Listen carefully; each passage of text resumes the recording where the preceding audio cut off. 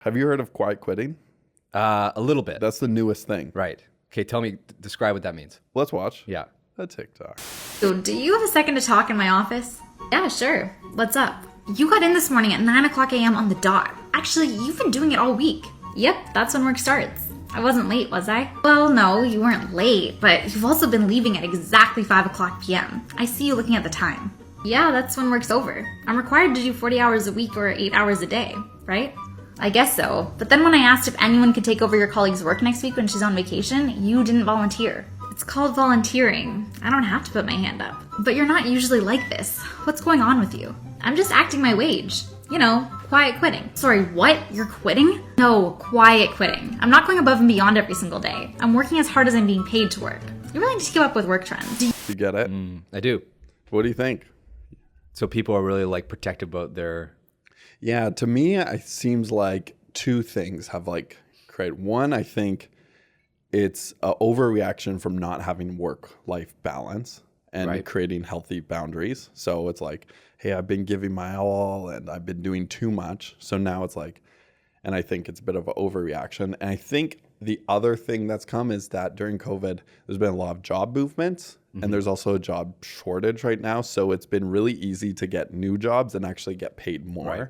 And so it's like, why do you need this job? You can just find another job. People are a little more choosy. So don't give them anything extra. What more does that need? Yeah, and I think people are more motivated, not necessarily by pay, but just like values and organization. It's just like people are, quite selective on where they work. And so it pushes organizations to actually get like, we got to think about better benefits. We got to think about like clearer values. We got to think about like actually, like a part of it, I think, is a different generation where like the baby boomers, like it is interesting. I heard this, that 40% of baby boomers have worked 20 years in their job. Wow. And so I don't know if that's out of like work provided that American dream, like it provided the way to the American dream. I think today the American dream is just like super blurry and like I don't know how to actually get what I want. So people are just like, I'm gonna get it my own way.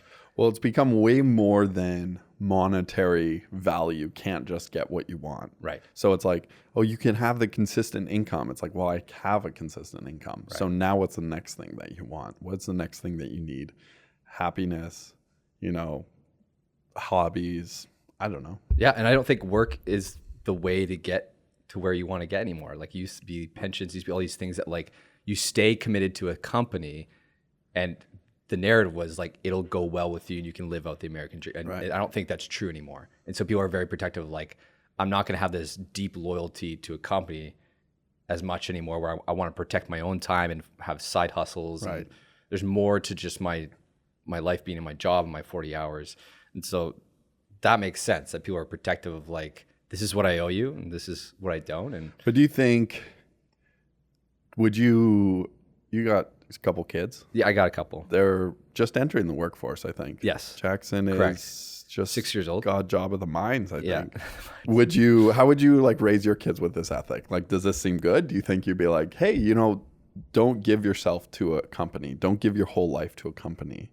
That's kind of the narrative of like, they don't care about you, so don't care about them. Not maybe that harsh. I don't think it's so much giving your life to and this is maybe where Chris and I would differ a little bit, like giving your life to a company. I'm a little more oriented to like, hey, lean into a specific field, commit to it, and become an expert of it. Right. Because you're offering something substantial to society and people around you. You are proficient and you're an expert in a certain area, as opposed to, which I tend to see more in our generation, a little more flippant to like experience to experience to experience, living in the moment, staying in this like the same lane long term feels just like it's not as much of a thing anymore. Right.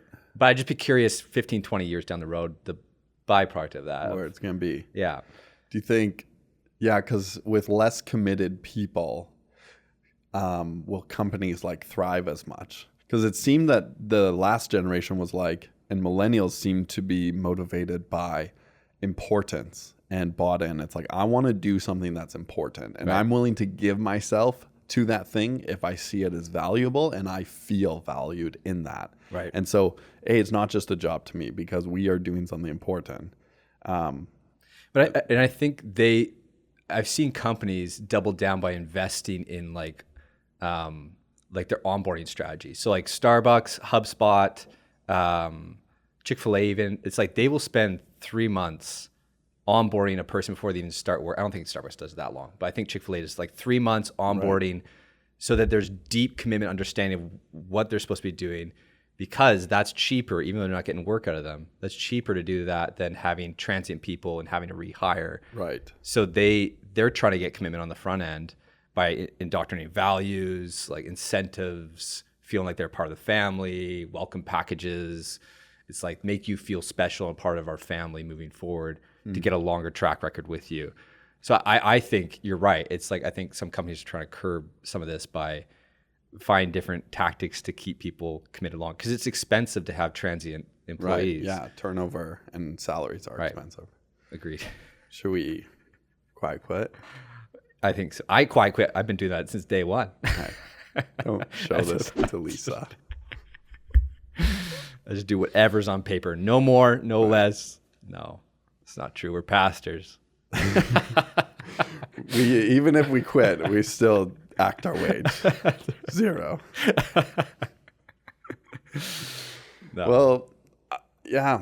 Part of me thinks it's good. Like I'm like it is be a reaction. You're right. It's like there's probably some unhealthy this like create boundaries in your life. It's like seems like a lazy way to like oh they asked me to do more and now I got burnt out. And now it's like you could just said no, right? Like a year ago, right? But you've been doing like way more. And it's like, why don't you have a adult conversation? How you feel like you are doing lots of work and like need to be paid more.